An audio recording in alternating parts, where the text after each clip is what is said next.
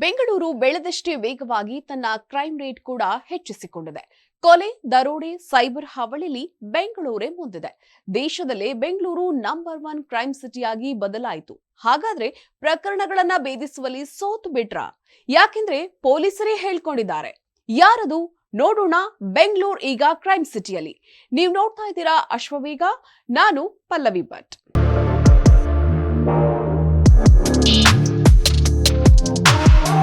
ವರ್ಷಾಂತ್ಯ ಅಥವಾ ವರ್ಷದ ಶುರುವಿನಲ್ಲಿ ಕಂಪನಿ, ಉದ್ಯಮಿ, ಮನೆ ಯಾವುದೇ ವಿಚಾರಗಳಲ್ಲಾದ್ರೂ ಲೆಕ್ಕಾಚಾರ ಹಾಕೋದು ಕಾಮನ್. ಈಗ ಅಪರಾಧ ಪ್ರಕರಣಗಳ ಲೆಕ್ಕಾಚಾರದಲ್ಲಿ ಇಡೀ ಪೊಲೀಸ್ ಇಲಾಖೆಯೇ ಸೋತಿರೋದು ಕಂಡು ಬರ್ತಾ ಇದೆ. ಅದೆಷ್ಟೇ ನಿಯಮ, ಗಲ್ಲಿಗೂ ಕ್ಯಾಮೆರಾ ಇಟ್ರೂ ಕೂಡ ಬೆಂಗಳೂರು ಕ್ರೈಮ್ ರೇಟ್ ದೇಶದ ದೊಡ್ಡ ನಗರಗಳ ದಾಖಲೆಯನ್ನ ಮುರಿದಿದೆ. ಕ್ರೈಮ್ ಅಂಕಿ ಸಂಖ್ಯೆ ಎಲ್ಲಿದೆ ನೋಡಿ.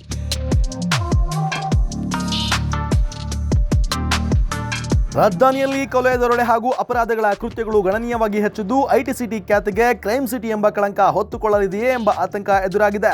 2021ರಲ್ಲಿ 7566 ಹಾಗೂ 2022ರಲ್ಲಿ 9254 ಪ್ರಕರಣಗಳು ವರದಿಯಾದರೆ 2023ರಲ್ಲಿ 12627 ಪ್ರಕರಣಗಳು ದಾಖಲಾಗಿವೆ. ಆದರೆ ಅಪರಾಧ ಪತ್ತೇದಾರಿಕೆ ಮಾತ್ರ ಕುಂಠಿತವಾಗಿದೆ.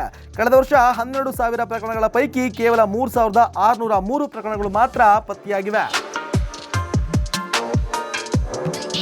ಕೊಲೆಗೆ ಕಾರಣಗಳನ್ನು ನೋಡೋದಾದ್ರೆ 3 ವರ್ಷಗಳಲ್ಲಿ 533 ಹತ್ಯೆಗಳು ನಡೆದಿದ್ದು, ಅವುಗಳಲ್ಲಿ ತಕ್ಷಣ ಪ್ರಚೋದನೆಗೆ ಒಳಗಾಗಿ 49 ಕೊಲೆಗಳಾಗಿದ್ರೆ, ಅನೈತಿಕ ಸಂಬಂಧಕ್ಕೆ 32 ಬಲಿಯಾಗಿವೆ, ಕೌಟುಂಬಿಕ ಕಲಹಕ್ಕೆ 31 ಜೀವ ಹೋಗಿದ್ರೆ, ವೈರತ್ವಕ್ಕೆ 31 ಬಲಿಯಾಗಿವೆ ಹಾಗೂ ಹಣಕಾಸು ವಿವಾದಗಳಿಗೆ ಅಧಿಕ ಹತ್ಯೆಗಳಾಗಿವೆ ಎನ್ನಲಾಗಿದೆ.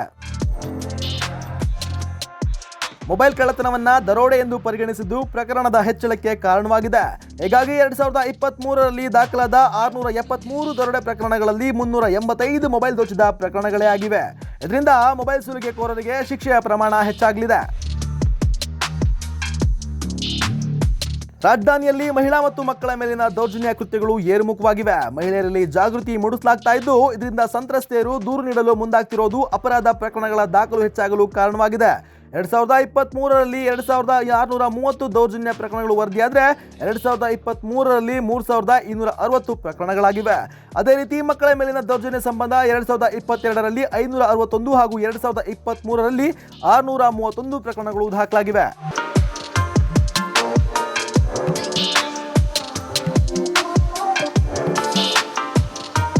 ಇನ್ನು ಸಹ ಆತ್ಮಹತ್ಯೆ ಹಾಗೂ ಆಕಸ್ಮಿಕ ಸಾವಿನ ಪ್ರಮಾಣದಲ್ಲೂ ಏರಿಕೆಯನ್ನ ತಂದಿದೆ. 2022ರಲ್ಲಿ 2299 ಹಾಗೂ 2023ರಲ್ಲಿ 2358 ಜನರು ಆತ್ಮಹತ್ಯೆಗೆ ಶರಣಾಗಿದ್ದಾರೆ. ನಿಜಕ್ಕೂ ಈ ಅಂಕಿ ಅಂಶಗಳು ಎಲ್ಲರ ಎದೆ ಜಲ್ಲೆನಿಸುವ ಸಂಖ್ಯೆಗಳು. ರಸ್ತೆಯಲ್ಲಿ ಫೋನ್ ಹಿಡಿದು ಮಾತನಾಡಿಕೊಂಡು ಹೋಗುವಂತಿಲ್ಲ, ದುಬಾರಿ ಬೆಲೆ ಬಾಳುವ ಆಭರಣಗಳನ್ನ ತೊಡುವಂತಿಲ್ಲ, ಹೆಣ್ಣು ಮಕ್ಕಳು ಧೈರ್ಯದಿಂದ ಓಡಾಡುವಂತಿಲ್ಲ. ಪೊಲೀಸ್ ಅದೆಷ್ಟೇ ಹರಸಾಹಸ ಪಟ್ಟರೂ ಈ ಅಪರಾಧಗಳನ್ನ ತಡೆಯೋದಿಕ್ಕೆ ಸಾಧ್ಯವಾಗ್ತಾ ಇಲ್ಲ. ಕೆಲವೊಮ್ಮೆ ಇದಕ್ಕೆ ನೆಗ್ಲಿಜೆನ್ಸಿ ಕೂಡ ಕಾರಣ ಆಗಬಹುದು. ಯಾಕಂದ್ರೆ ಟ್ರಾಫಿಕ್ ನಲ್ಲಿ ಪೊಲೀಸರು ಕೈ ತೋರಿಸಿ ಹೋಗಬೇಡಿ ಅಂದ್ರು ಮುಲಾಜಿಲ್ಲದೆ ನುಗ್ಗೋ ನಾವುಗಳು, ಏನೋ ದುಬಾರಿ ಒಡವೆ ತೊಡಬೇಡಿ, ರಾತ್ರಿ ಹೊತ್ತು ಸುಮ್ಮನೆ ತಿರುಗಬೇಡಿ ಅಂದ್ರೆ ಕೇಳ್ತೀವ? ನೆವರ್. ಇಂತಹ ದಾಖಲೆಗಳನ್ನ ನೋಡಿದ್ರೆ ಪೊಲೀಸರಿಗಿಂತ ನಾವೆಷ್ಟು ಎಚ್ಚರವಾಗಿರ್ಬೇಕು ಅನ್ನೋದನ್ನ ಹೇಳಿಕೊಡುತ್ತೆ. ಇದಾಗಿತ್ತು ಈ ಹೊತ್ತಿನ ವಿಶೇಷ. ನೋಡ್ತಾ ಇರಿ ಅಶ್ವವೇಗ.